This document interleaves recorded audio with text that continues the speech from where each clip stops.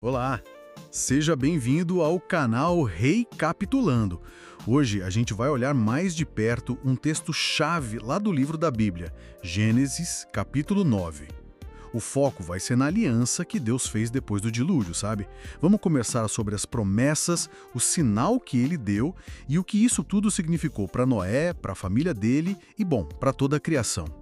Olha, logo no comecinho do capítulo, a gente já vê Deus abençoando Noé e os filhos. E vem aquela ordem, né? Para serem fecundos, se multiplicarem, encherem a terra. Isso está lá nos versículos 1 e 7.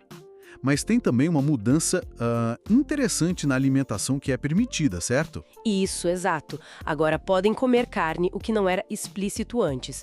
Mas, assim, com uma proibição bem específica, né? Tá nos versículos 3 e 4. Nada de comer a carne com o sangue, com a vida dela. E o que isso indica pra gente? Bom, essa proibição do sangue, ela tá diretamente ligada ao que vem logo depois, sabe? Versículos 5 e 6. É uma reafirmação muito forte da santidade da vida humana. O texto faz questão de dizer que o ser humano foi feito à imagem de Deus. E por causa disso, tirar uma vida humana é algo sério, exige uma prestação de contas. Quem derrama sangue humano, por outro homem, seu sangue será derramado. É um valor, assim, inegociável. Faz sentido. Essa conexão da proibição do sangue na comida com o valor da vida, isso leva a gente direto para o ponto central do capítulo, né? A aliança. Deus estabelece um pacto. E o interessante é ver com quem, né? Não é só com Noé e os descendentes. Os versículos 9 e 10 falam de toda a descendência e todo ser vivo que estava com eles na arca. É bem amplo. Muito amplo. E qual é a essência dessa promessa, então? De um dilúvio. E um ponto crucial que uma das fontes que a gente consultou destaca é que essa aliança é unilateral. Quer dizer, ela vem toda da iniciativa de Deus. É baseada só na graça, na misericórdia dele, não depende de nenhuma promessa ou condição do lado humano, sabe? Isso é bem diferente do que a gente pensa sobre pactos normalmente. Unilateral?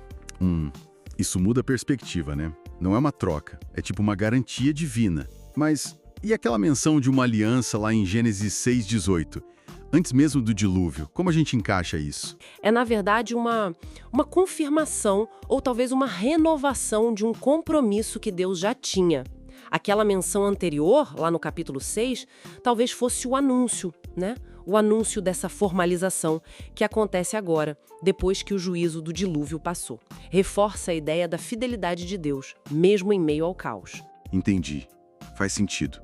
E para essa promessa tão grande não cair no esquecimento, Deus coloca um sinal, algo visível para todo mundo, o arco-íris, descrito ali entre os versículos 12 e 17.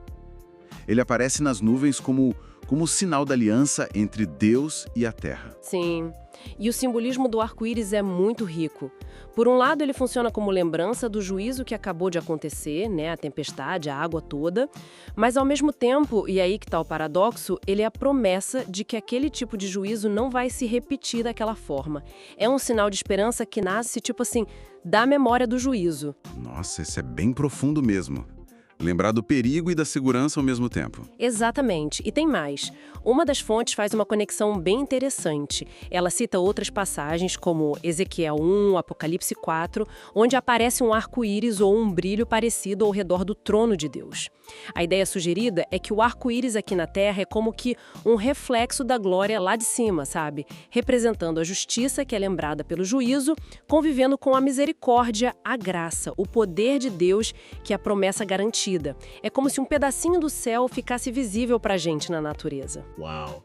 Essa ligação com a sala do trono, nossa, dá outra dimensão pro arco-íris. E pensando em quem recebeu essa promessa primeiro? Noé e a família. Gênesis 7:23 é bem claro, né? Só eles sobreviveram. Isso nos leva para outra ideia que as fontes exploram, a do remanescente fiel. Precisamente. Uma fonte chama a história de Noé de uma teologia embrionária do remanescente. O que seria isso, né?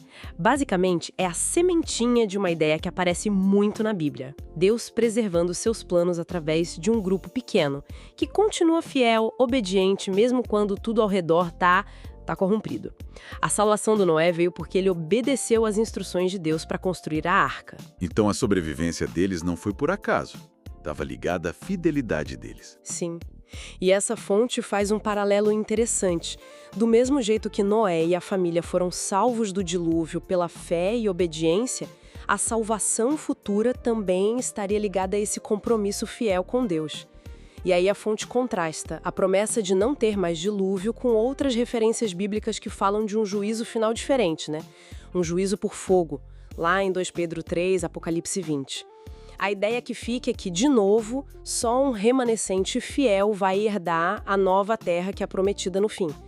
A história de Noé acaba servindo de modelo e de alerta também, né? Essa análise de Gênesis 9, olhando por esse ângulo das fontes, realmente abre a nossa compreensão. A gente vê não só uma história antiga, mas temas bem profundos sobre a graça de Deus, a importância da fidelidade e essa ideia do remanescente escolhido. Temas que ecoam, né, por toda a Bíblia. Bom, por hoje é isso. Até amanhã no próximo capítulo. Até mais.